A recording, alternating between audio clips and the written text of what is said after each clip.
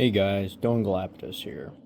Today I'm going to be talking about how in Disney's Frozen, Elsa portrays the effects of being fatherless.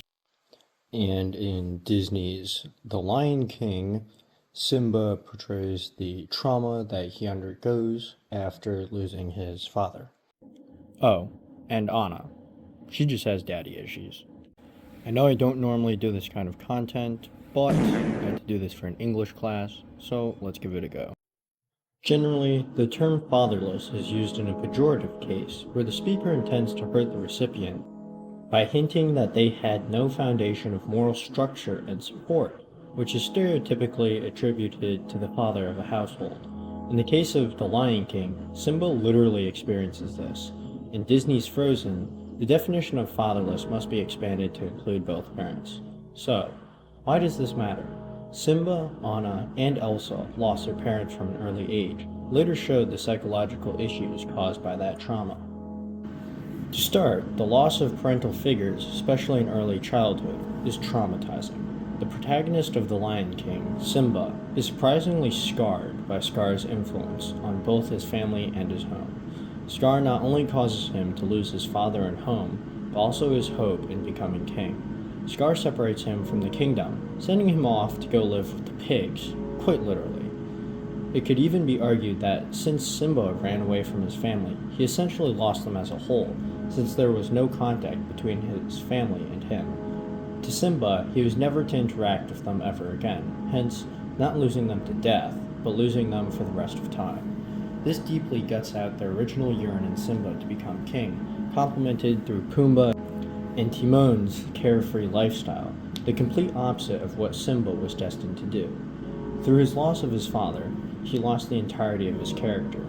So, Simba not only loses his original potential of becoming king, but he also additionally gains the insecurity that he will never be enough, rooted by Scar pinning the blame of Mufasa's death on Simba. This also causes Simba to have an inferiority complex that he is not worthy of a hard life as king, demonstrated by his acceptance of Pumbaa and Timon's lifestyle. Only until what Scar did is symbolically undone when Simba is shown his father, is Simba ready to face what and from whom he ran away. Overall, Simba shows far less of the traumatic effects than the ladies of Arendelle. Simba, in addition to not only losing just his father, also has a moment of resolution when Mufasa returns to him in the clouds, indicating that Mufasa's presence was with Simba and that he figuratively never left his side. Sorry, I just had to make sure you were paying attention. Another factor that resolves his trauma is his return to Pride Rock and killing Scar. For each trauma that happens to him, he resolves them by undoing or fulfilling them. So, in the case of Mufasa's death, Rafiki showing Simba his father's essence resolved the early trauma exposure for Simba. Him running away from his home is resolved when he returns in a much more developed, mature, and maned lion. Scar killing Simba's father is avenged. This is comparative to Anna undoing Elsa's act of running away through facing the danger of Hans. In both scenes, both undergo an experience that is reminiscent of the original experience. For example, Scar killing Mufasa and Elsa running away, but are opposing. In the instance of Simba, Mufasa lives, and for Elsa, Anna faces the danger for her instead of running away. Frozen's Anna and Elsa also undergo a similar experience of losing not just their father, but both of their parents. This hinders their development in learning how to perform their duties of running a kingdom, much like Simba running away from Pride Rock. Unlike Simba running away from the kingdom, the death of Anna and Elsa's parents leaves them with the kingdom. All of them are prompted by people who wish to undermine them and take their success. In the case of Simba, Scar wants to take the throne in place of Simba, and for Elsa, the Duke of Wesselton seeks to acquire Arendelle as a trading partner, which is more or less the same motive that Scar holds for Simba. However, Elsa runs away from Arendelle because she lacked dealing with her problems her whole life and had to learn emotionally how to control them. Despite showing slight immaturity upon his return, Simba, however, ran away from his problems. Anna undergoes a similar experience in her life.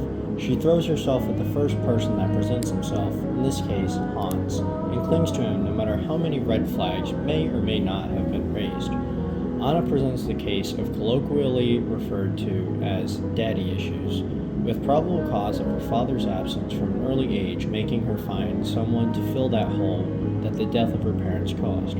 Like Anna, Simba is as well slightly emotionally immature as a result of his father's death, but not as deeply as Anna. However, Simba's bond lasts, whereas Anna's relationship with Hans is quite literally thrown overboard, separating them forever. Anna does, however, make up to her loss of Kristoff, although admittedly this is also an awkward relationship in its novice stage. ELSA, as stoic as she may try to be, is undoubtedly affected mentally by the effect of her parents' death. To start by talking about the childhood issues, it begins from a much earlier age than Anna. When Anna and Elsa play in the beginning of the movie and Elsa strikes Anna, her father blames Elsa for doing so, having a similar complex to Simba. But instead of feeling inferior, she feels she is the root of many problems, although technically she does cause Arendelle to freeze over. Both are caused by a close family member, for Scar and Simba, and Elsa and her father, telling them they are the cause of harm to their family, which in Simba's case was Mufasa's death, and Elsa is blamed for cursing Anna. This explains why when Anna goes to retrieve Elsa to return her to her place as queen, Elsa refuses, convinced throughout her life that she has been the cause of most of the problems. Although she does, it is more so an example of the Golem effect. Because Elsa has fears rooted that she will cause problems, she acts in a way to avoid responsibilities, thus causing more problems, and the downward spiral continues. As noted in Burrell's article, compared to non-exposed offspring exposed to parental death had significant increased risk of anxiety disorders and emotional disorders. Burrell. In addition to having the Golem effect perverting her actions, she is heavily crippled by anxiety. Through the loss of her father and mother, Elsa lost all sense of guidance. There is no way that Elsa could be any sane individual after experiencing the death of her parents and then spending the next several years in complete isolation. At least before the death of both of her parents are assumed to have visited her and checked in on her regularly to make sure things haven't got out of control. Arguably, the fact that her own father locked her in a room for most of her life rivals the trauma of childhood bereavement. Her spending complete isolation in a room explains why she is so happy and enjoys her personal time alone atop the mountain, as Ice Queen, where she recreated her childhood in her image. An argument could be made that, in part, Elsa's stress can be caused by her position of leadership. Going from essentially no responsibilities in a hug mansion to be inducted as a queen can be stressful, and coupled with Elsa's previously stated anxiety and crippling self-image disorders was recipe for a disaster.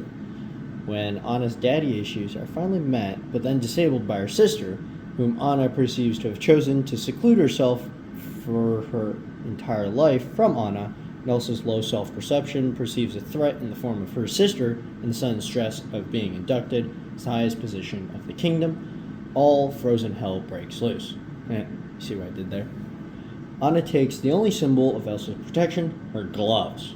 Elsa's gloves symbolically act as the doors that isolate her when she was younger, keeping her powers secret and the outside world away from getting in. Hence why Elsa takes the gloves off during the induction ceremony. This is very nerve-wracked. It is her first exposure to the outside world. Much like the last time she had left her room, she was told about how the harm she had placed on Anna was her fault. In the absence of a standard parental figure, growth is through the non-familial, yet close bonds of an elder. This is the role of a mentor. The mentor acts as a guide who supports when other figures, such as parental ones, aren't around. This can act to combat the trauma of the loss of a parent and act to fill the role. Grandpappy in Frozen plays the brief role of a mentor. He does not explicitly state what Anna, the main character in the film, should do, and he allows her to take her own course of action so that she herself can realize what his true meaning was. Thus, by showing Anna guidance in the brief yet quite informative interaction, he undoes the loss of fatherhood that Anna experienced from an immature age, ultimately fixing her daddy issues. Not by telling her that Hans wasn't the man for him. Rather, he tells her the underlying message and lets her figure out the details. In the plot, Kristoff ends up filling the role of Anna's lover, not Hans. Grandpappy told her she needed an act of true love, prompting her to make the mistake of going back to her past manifested through Hans. Thus, the betrayal of Hans forces her to reevaluate what Grandpappy truly meant, which she figures out when the time comes and saves her sister. So, although Grandpappy is evanescent in the film, his influence lasts and determines the peak of the film. In The Lion King, Rafiki plays this role. Although Rafiki doesn't present himself throughout like a typical mentor such as Master Oogway in Kung Fu Panda, Rafiki is the lead domino that starts Simba's journey of reconciliation with the tribe. He shows Simba his father's stellar essence. This is already a strong influence that Mufasa has on Simba. Unlike Grandpappy, Rafiki doesn't tell Simba how to fix his love life. He tells him he has to confront his past, literally. In Frozen, Anna, and Elsa to some extent, confronts her past only figuratively by saving her sister. Their parents' death still can impact them further down the line. This is likely what the second Frozen film seeks to accomplish, writing the past of Anna and Elsa's exposure to early bereavement. However, since this isn't in the first film, this is not considered for analysis. It merely serves as context. In The Lion King, Simba undergoes a more direct resolve for killing Scar, directly or indirectly. Either way, Simba literally avenged both his father and Simba's past of losing his family. The analysis of the effect of the loss of a parent on a child are far more complex and are lengthier than what could be covered in a couple movies, much less an essay. However, to best sum the evaluation, through the likes of Simba in The Lion King and Anna and Elsa in Frozen, the effects of childhood bereavement has drastic effects on those who undergo it. And if those who undergo it are in positions of high responsibility and power, it can shake the foundations of what they are in charge of, such as Pride Rock or the Kingdom of Arendelle.